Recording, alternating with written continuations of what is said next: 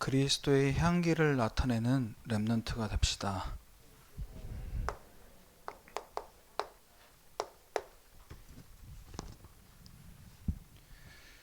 국수집 할머니가 국수를 공짜로 먹게 해주어서 저 사람이 사업가로 성공한 게 아니잖아요. 내가 말하자면 먹튀인데 지금 나를 봐줬어 할머니가. 거기에 감동받은 걸까요? 저 할머니는 도대체 어떤 마음이 있으셨길래 그냥 천천히 가라고 얘기를 할 수 있었냐는 거죠. 아들과 같은 마음으로 용서해 준 걸 수도 있겠죠.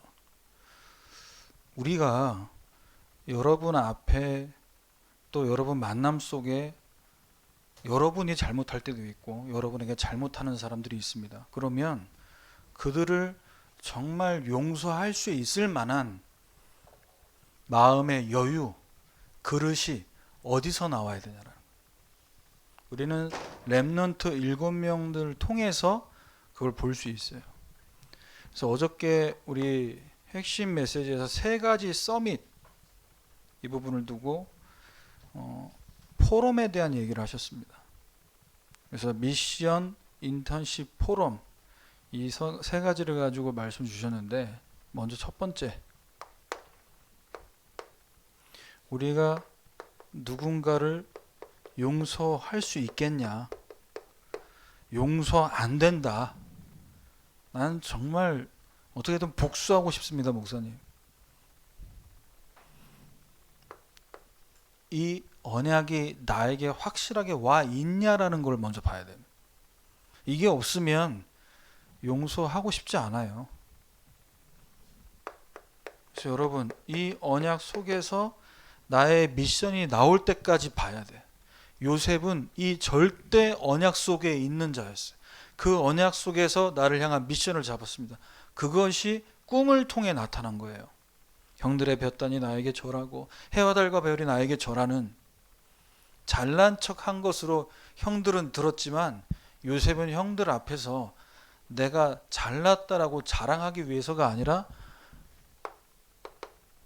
하나님이 내게 주신 절대 언약, 창세기 3장 15절의 그 언약을 품고 기도하고 그 언약 속에서 잠을 자니까 꿈이 나타나는 나의 미션. 미션이 나올 때까지 여러분 뭐 해야 되냐? 여기서 계속 말씀을 묵상하고, 또 여러분 공부하면서도 계속 이 언약 속에서 뭔가 답이 안 나오는 것 같아도 말씀을 계속 듣고, 그러면요 응답이 안 오고 답이 안 오는데도 여러분 상태가 바뀐다니까. 이걸 보고 영적 서밋이라는 거예요.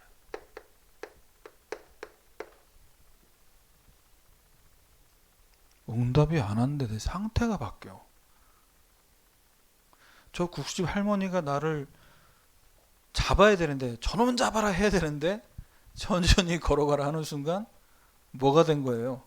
자기 상태가 뭐가 됐어요? 도둑에서 용서받은 자가 됐어. 근데 용서받고 어떻게 했어요? 비행기 타고 날아가서 사업을 했어. 그럼 복음이 있는지 없는지는 모르겠으나 이 내용만 봤을 때는 이 사람에게는 절대 언약도 없잖아요. 무슨 절대 언약이 있어? 국수 3그릇이 절대 언약은 아니잖아.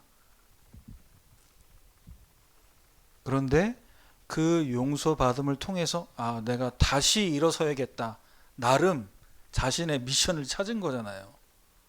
다시 일어날 수 있겠구나. 나를 망하게 하고 속이고 사기치는 인간들만 있는 줄 알고 이 사회가 너무너무 살기 싫다. 이 빌어먹을 세상, 이런 마음을 갖고 있었는데 이런 할머니도 계시구나. 아직 살만한 세상이구나 라고 나름의 미션을 찾고 사업가가 돼서 할머니를 찾아가지 않았겠어요? 자, 요셉은 절대 언약을 가지고 있었기에 절대 여정이 보였습니다. 절대 여정은 뭐예요? 하나님이 만드신, 하나님이 이미 준비하신 길을 가는 거예요. 분명히 노예입니다. 노예 생활하다 또 감옥 갔습니다. 그런데 그게 하나님이 예비하신 여정이라는 확신이 있었어요. 그래서 여기서 하나님이 나를 총리로 만들기 위해 인턴십을 시키셨구나. 지금 나 열받게 하고 나 누명 씌워가지고 억울하게 만드는 게 아니라 하나님 나를 경제 배우게, 정치를 배우게 하시는구나. 인턴십이 보였어요. 그러니까 여러분이 이 속에 있어야 여러분 학업에 기능 서밋의 응답이 오는 겁니다. 지금 내가 수학을, 영어를 아무것도 안 되는데 목사님 왜 아무것도 안 된다고 생각하세요? 그 많은 과목 가운데 여러분이 좋아하고 그래도 잘하는 과목이 있잖아. 그걸 봐야지. 왜 등급, 평균 떨어뜨리는, 못하는 그것만 보고 자꾸 보고 힘들어하냐고. 자, 이 여정 속에 있었기에 요셉은 흔들리지 않고요. 하나님이 내게 주신 언약 속에서 이 여정을 가니까 결국 나를 뭐하게 만들었습니까? 문화 서밋 되게 만들었어요. 어떻게 해요? 쌀을 팔게 했어요. 쌀을. 바로왕의 꿈을 해석하고 그 꿈을 해석하는 것으로 끝난 것이 아니라 모든 나라 사람들이 와서 쌀을 사가게 만들면서 거기서 여호와 하나님을 증거하게 됩니다. 그리고 나중에 형들을 만나는 그 형들 앞에서 어떤 포럼을 해요? 인생 포럼을 하죠.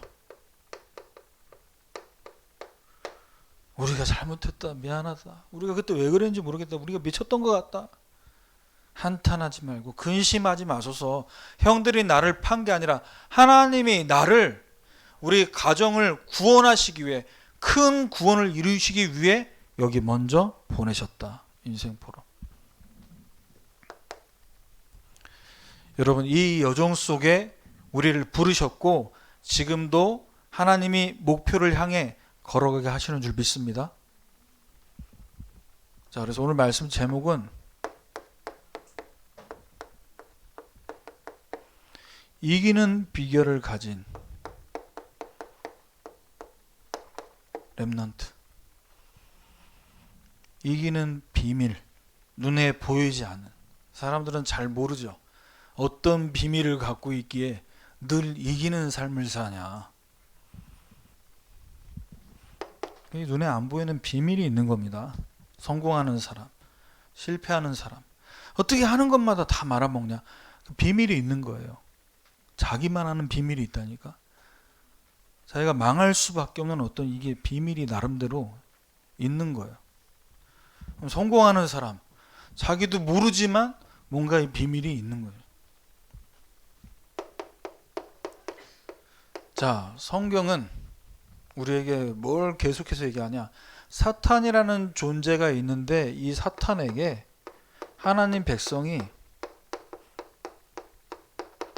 속지 말 것을 계속해서 전달하고 있습니다. 속지 말아라.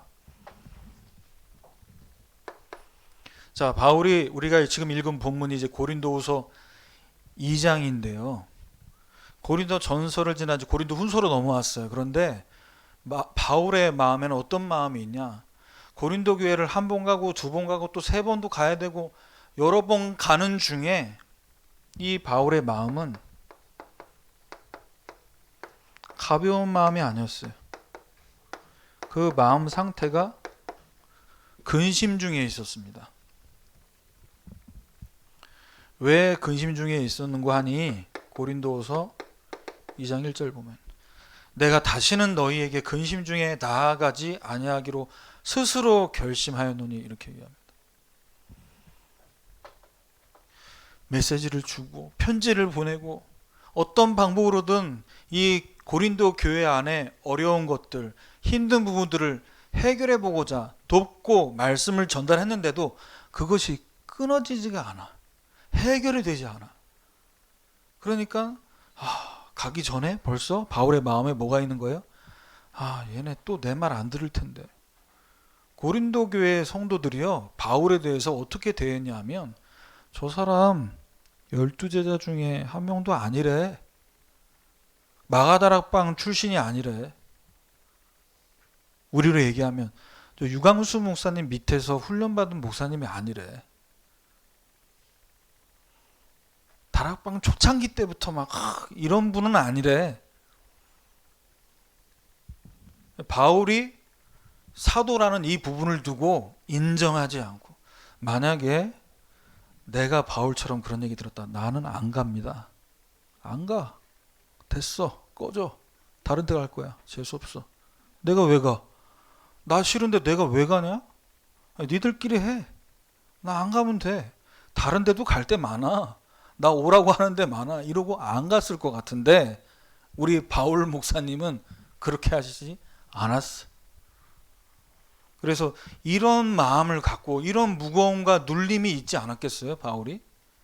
맞아, 나는 갈릴리 출신 12제자 중에 한 명이 아닌데 뒤늦게 복음 만나가지고 늦게 이 목사 사역 하는데 참 내가 저런 얘기 들으면서 가야 되나라는 마음이 있었겠죠. 그런데 결심합니다. 그런 근심 중에 너희에게 가지 않기로 내가 결단하겠다는. 왜냐? 왜 그렇게 얘기하냐? 11절에 얘기합니다. 사탄에게 속지 않기 위해서다. 왜? 그것이 사탄이 우리를 속이는 전략이라는 것을 내가 알기 때문에 나는 거기에 아멘하지 않겠다라는 거예요. 그러니까 사람 말, 나를 향한 사람들의 말, 판단, 정죄함, 거기에 내가 속아 넘어가지 않겠다. 왜? 사탄이 무엇을 가지고 속이는 줄 아세요? 사람들이 나에 대해서 함부로 말하고 판단하는 것을 듣게 해서 나를 넘어뜨리는 겁니다. 먼저 여러분을 넘어뜨리려고 해요. 여러분이 렘넌트인 걸 압니다. 여러분에게 하나님 주신 언약이 절대 언약이라는 것을 알기에 절대 여정을 가지 못하게, 세계보고만 하는 절대 목표를 이루지 못하게 계속해서 뭐 하는 거예요? 흔드는 거예요.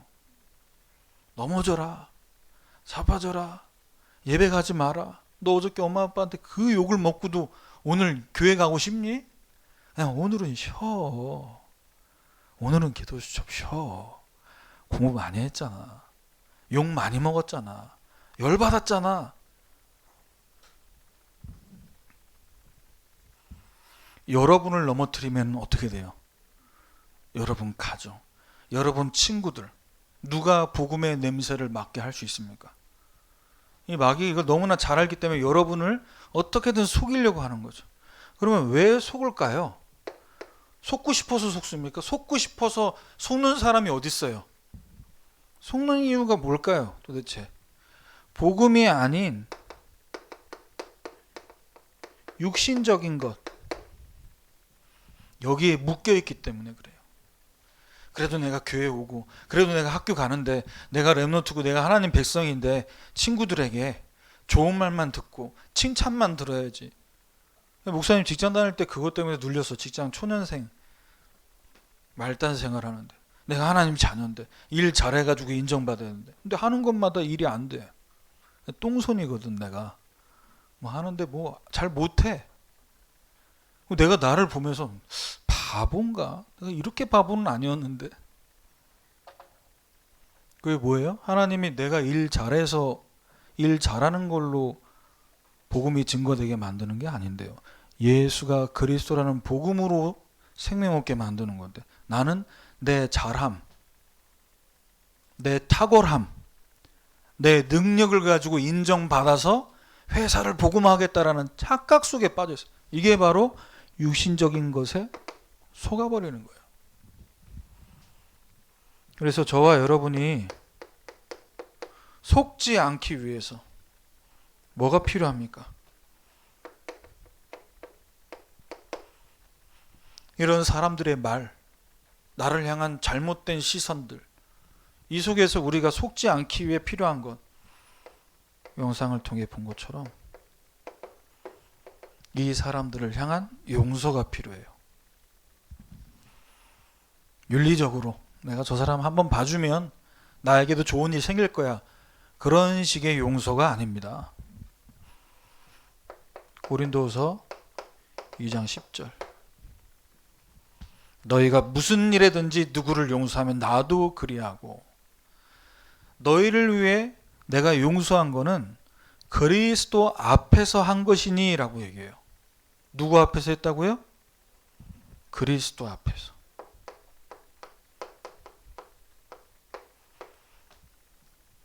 여러분, 여러분이 무언가 억울한 일, 화나는 일 생길 때 용서가 정말 안 된다. 그러면 그 친구를 어떻게 하면 무릎 꿇게 할 것인가? 그 친구라고 어떻게 내가 사과를 받을 것인가? 거기에 꽂히지 말고 예수님 앞에 서시길 바랍니다. 예수님 앞에 서면요, 우리는 모두가 다 죄인이에요. 용서받은 죄인이라니까. 알겠습니까? 근데 나도 예수님이 십자가에서 죽고 내 옆에 있는 우리 청소년부 안에 이 렘넌트로 예수님이 죽으셨는데 나는 저 친구의 뭔가 원수 갖고 싶은 마음이 있다. 그럼 뭐하고 똑같은 줄 알아요? 목사님이 세원이에게 1,000,000원 빌려줬는데 안 갚아도 돼. 생각만 해도 기분 좋냐? 안 갚아도 돼 했는데 세원이가 감사합니다. 목사님 너무너무 감사합니다. 그런데 옆에 있는 세희가 세원이한테 10,000원 안 갚았다고 내 앞에서 막 입에 거품 물면서 욕하는 거랑 똑같은 거예요. 1,000,000원을 까줬는데 10,000원 달라고 막 거품 물는. 여러분, 예수님 앞에서 용서하시길 바랍니다. 부모님도, 친구도, 교회 안에서 마찬가지. 왜 이것이 필요하냐? 이게 용서가 될 때 이게 나를 살리는 거예요. 상대방 용서하기 전에 이게 벌써 나를 살리는 거라니까. 그리고 그 상처를 넘어설 수 있고 이기는 비밀이에요. 이게 용서하는 사람이 이기는 겁니다. 근데 마귀는 이것을 보지 못하고 계속해서 원수 갚아라. 너도 갚아줘야 된다. 자, 그러면 용서하고 품을 때 오는 응답이 있어요. 어떤 응답이 오냐? 용서하고 품을 때. 고린도전서 4장 15절.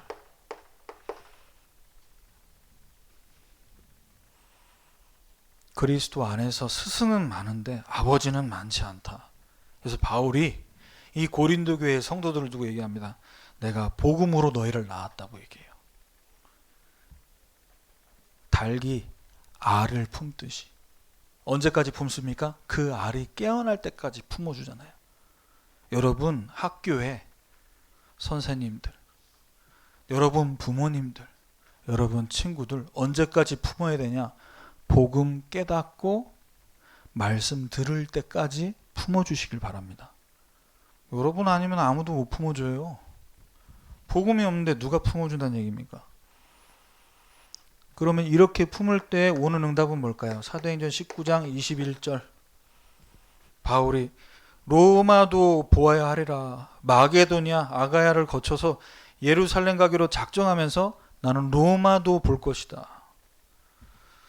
자, 이 고린도 현장에서 많은 사람들에게 말을 듣고 근심 속에 있는 바울이 이 근심에 빠지지 않고 내게 주신 절대 언약 그리스도 안에서 이들을 품고 기도하는 여정을 갈 때 하나님이 보여주신 절대 목표가 뭐냐?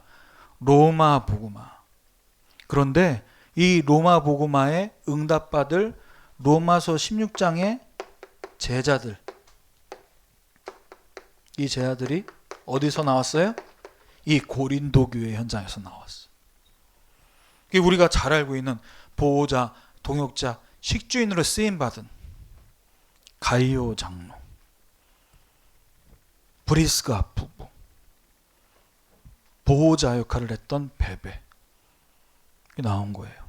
여기서 나왔다. 이 응답이. 기분 나쁘다고. 다른 데 가서 사역할 거야.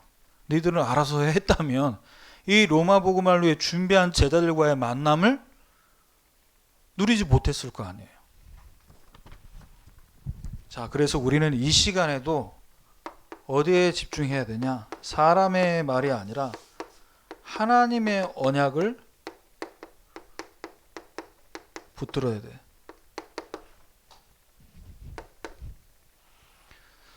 왜 이 언약을 붙들어야 하냐? 여기에 항상 이기는 이유가 있어요. 항상 이기는 이유. 이 언약 속에. 왜? 우리가 붙잡는 이 언약, 그리스도의 언약. 예수가 그리스도 되심으로 이미 이기셨어요. 예수님이 이기셨기에 예수님의 승리는 곧 우리의 승리다. 모든 문제를 끝내신 예수님 우리 안에 계시잖아요. 그래서 바울은 고린도후서 2장 14절에 얘기합니다. 항상 우리를 그리스도 안에서 이기게 하시고, 여러분 이기려고 이 악물지 말고 이빨 다 나가. 30대 때 임플란트 해야 돼. 이 악물지 말고 힘 빼고 그리스도의 이름으로 조용히 기도해도, 속으로 기도해도 사탄 마귀는 무릎을 꿇는, 벌벌 기어야 돼요. 왜? 이미 예수님께서 십자가에서 죽으시고 부활하시면서 죄, 저주, 사탄 권세를 완전히 박살내버렸어요. 그래서 그분이 우리 안에 계시잖아. 영접하는 자, 그 이름을 믿는 자들에게 자녀가 되는 권세를 주셨으니 이 언약을 잡고 있기에 계속 승리할 수 있는 겁니다. 붙어 있으면 되는 거 아니에요. 붙어 있으면 돼. 이 얇고 금방 찢어질 수밖에 없는 이 종이가 저 벽에 붙는 순간 어떻게 됩니까? 뚫을 수 없어요. 저 벽에 붙는 순간, 하나님께 붙는 순간, 내 안에 계신 그분께 모든 걸 맡기고 붙어버리는 순간 누구도 우리를 이길 수 없어요. 자, 언약 붙잡은 저와 여러분을 통해 하나님은 세상을 살리게 하실 겁니다. 그래서 고린도후서 2장 14절에 우리로 말미암아 각처에서 그리스도를 아는 냄새를 나타내신 하나님께 감사하노라 그랬어요. 나타나게, 냄새를 나타내게 하신다. 여러분이 삼겹살 먹으러 고깃집 가면은 고기 냄새가 배겠죠. 그죠? 청국장 집에 청국장을 먹으면 청국장 꿀인내가 나겠지. 화장품 집에 가서 쇼핑하면은 화장품 냄새가 배어오듯이 여러분 현장에서 죽어가는 영혼들을 살리도록 하기 위해 그리스도를 아는 냄새가 나타나도록 하기 위해서는 뭐가 돼야 돼요? 평상시에 복음이 누려져야 돼요. 나는 복음 하나도 안 누리고 어떻게 복음의 냄새가 나타납니까? 내가 먹은 음식이 고기고 생선인데 당연히 비린내 나지. 어떻게 생선 먹어놓고 향수 냄새가 나길 바래. 말도 안 되잖아. 내가 복음을 누리면 복음의 향기가, 그 냄새가 친구들의 코를 진동하게 만들어요. 그런데 나 이번에 시험 좀 잘 봤는데, 나 이렇게 하다가는 어느 대학 갈 것 같은데, 내가 잘하고 내가 좋아하는 온통 육신적인 것만 누린다. 그러면 미안하지만 그리스도의 냄새는 안 나타나. 내가 늘 BTS를 누린다. BTS의 냄새가 나겠지. 쟤는 아이돌에 미친 애야. 어쩔 수가 없는 거야. 내가 누리고 있는 것이 전달되게 돼 있는 거예요. 그래서 여러분이 이 시간에 말씀 붙잡고 또 말씀을 붙잡지 못하고 놓치는 것, 내가 언약을 놓치고 언약을 붙잡는 것은 곧 무엇과 직결되냐? 여러분이 언약 잡는 순간 여러분 주변에 있는 친구들과 학교 현장이 언약 잡는 순간 살아나게 됩니다. 근데 내가 언약 놓치는 순간 그 현장이 죽어버리게 돼요. 여러분이 은혜 받고 여러분이 힘을 얻고 내가 언약 놓치고 힘 빠지는 건 곧 현장에 죽냐 사냐가 달려있다니까. 그래서 여러분이 중요한 겁니다. 고린도후서 2장 16절이죠. 그래서 바울은 이렇게 얘기해요. 누가 이 일을 감당하겠냐. 그래서 줄이 있어야 늪에 있는 사람을 건질 수 있잖아요. 아무나 늪에 있는 사람을 건져낼 수 있습니까? 수영우 선수가 늪에 빠진다고 해서 늪으로 들어간다고 해서 늪에 빠진 자를 건져내서 같이 빠져 죽지. 더 빨리 빠져 죽어. 왜? 계속 허우적대니까. 몸부림 칠수록 더 빨리 빠져들거든. 그럼 누가 늪에 빠진 자를 건질 수 있어요? 이 늪에 빠진 자를 건져낼 수 있는 줄을 가진 자. 이 줄을 가진 자가 줄을 던져줘서 건져낼 수 있잖아요. 그 줄을 던져줄 때 이 줄을 잡는 자. 이 사람들이 살아나는 거예요. 근데 이 줄을 잡지 못하고 잡지 않는 사람들, 안 잡는 사람들, 그 사람들은 죽는 거지. 그래서 우리는 이 생명줄을, 영혼구원의 생명줄이신 그리스도의 줄을 던져줘야 될 줄 믿습니다. 그래서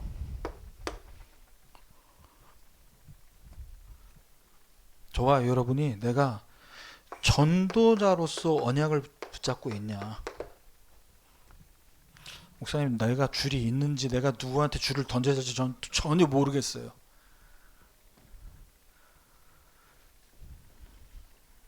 누가 죽는지 누가 사는지 저는 사실 거기에 관심이 없는 것 같아요. 왜 자꾸 잊어버릴까요? 설교 들을 때는 그 친구가 생각나고 이 친구에게 복음 전하겠다는 마음이 있는데 왜 집에만 돌아가고 학원에 가면은 그렇게 보이지 않을까요? 여러분, 오직의 언약을 붙잡으시길 바랍니다. 오직의 언약. 해도 되고 안 해도 되는 게 아니에요. 안 바쁘면 하고 바쁘면은 내일 하는 게 아니에요. 오직이 발견되면 나도 모르게 복음을 말하고 있어요.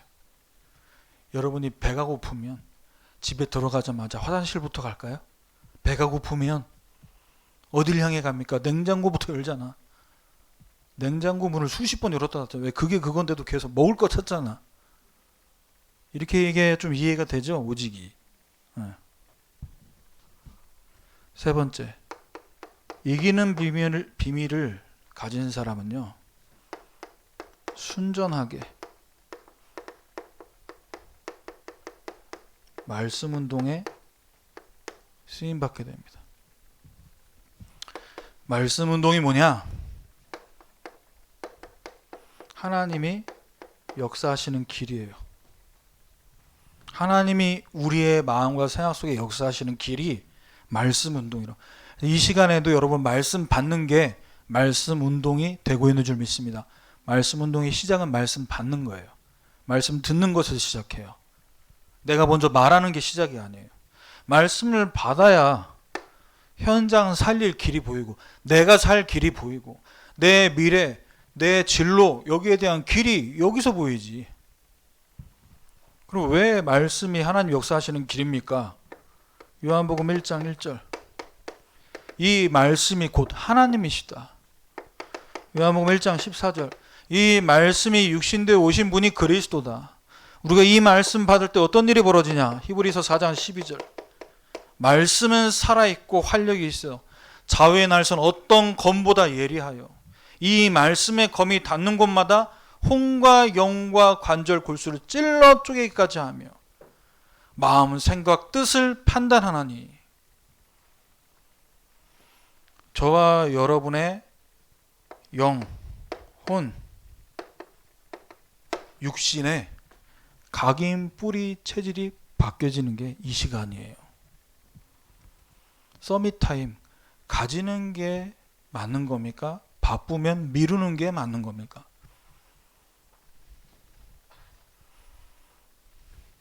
말씀 들을 때 치유된다니까요. 안 돼요, 목사님. 저는 공부가 안 되고 집중이 안 되는 게 이걸 제가 해결 못하겠어. 학원에서도 당연히 못 알려주죠. 왜 그렇습니까? 각인된 게 있어서 그래요. 오랫동안 마음속에 뿌리 내려진 뭔가 이 조바심, 염려가 있어서 그래요. 그게 반복이 되니까 습관이 돼서 체질이 돼서 그래요. 이 각인 뿌리 체질이 언제 바뀌냐고.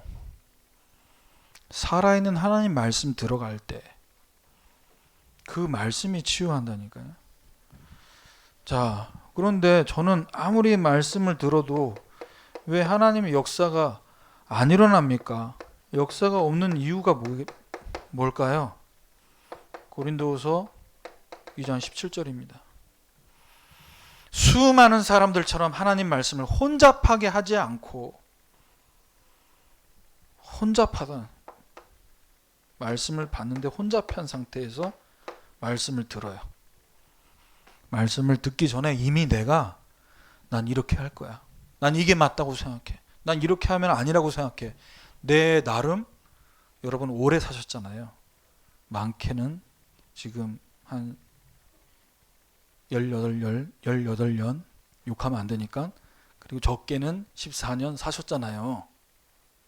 그 속에서 내 경험, 내 주장이 있어요. 그걸 앞세우는 거예요.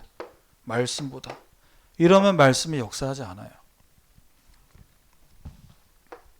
그래서 순전하게 말씀 운동한다는 건 뭐냐? 이게 사모놀이에요.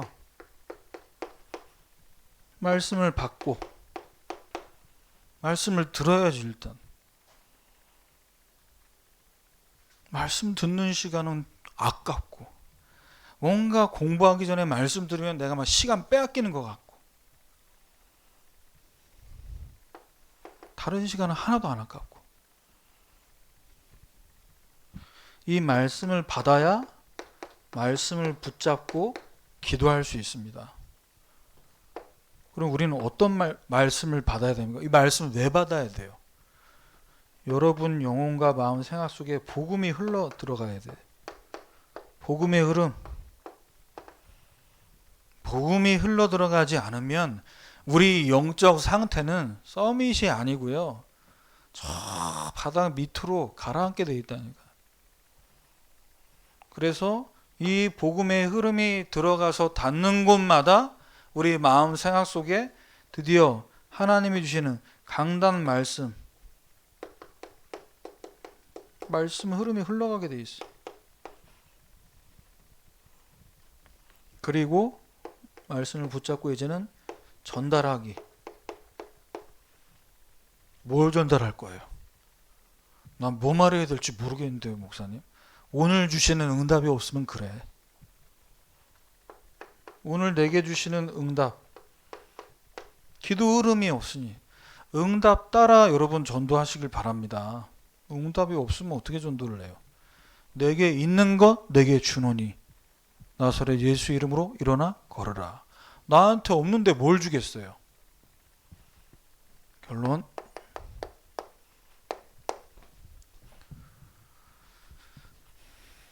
저와 여러분이 평생 언약의 여정을 가는데 평생 가야 돼. 평생을 가는 데 있어서 중요한 게 뭐냐? 이 평생의 언약의 여정을 가는 것 속에 오늘이 있는 거예요. 오늘을 어떻게 볼 겁니까, 여러분? 삼오늘이라는 걸 왜 이렇게 허구한 날 얘기해요? 오늘을 보라고. 평생의 여정 속에 오늘을 보라고. 어떻게 보라는 거예요? 공부가 안 돼. 엄마 아빠 계속 잔소리해. 친구들을 별로 나 좋아하지도 않고. 그 오늘을 안 되는 것만 보고 있잖아. 오늘을 어떻게 봐야 되냐고. 첫 번째, 일단 어떻게 보기 전에 상태부터 제대로 만들어야지. 그래서 하나님이 주시는 힘을 얻는 시간을 가지세요. 힘. 언제? 눈 뜨면, 아침에 눈 뜨면 힘 얻는 시간 가지세요. 말씀을 듣는 겁니다. 힘 얻는 시간은 5분이라도 들으셔야 돼요.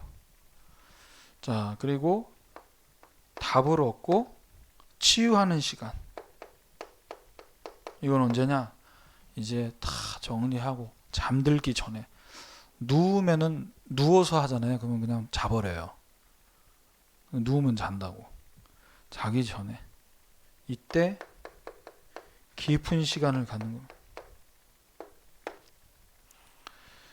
그리고 이제 학원에서, 학교에서 수업을 듣고 주신 말씀, 이걸 계속 확인하는 거예요.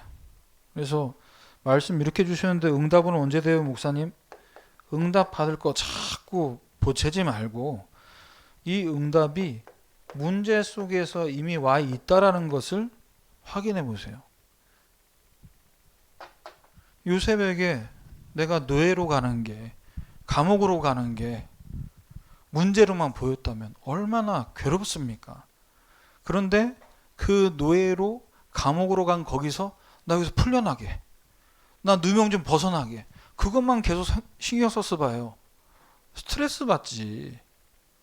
아마 총리가 못 됐을 것 같아. 그러면은. 왜?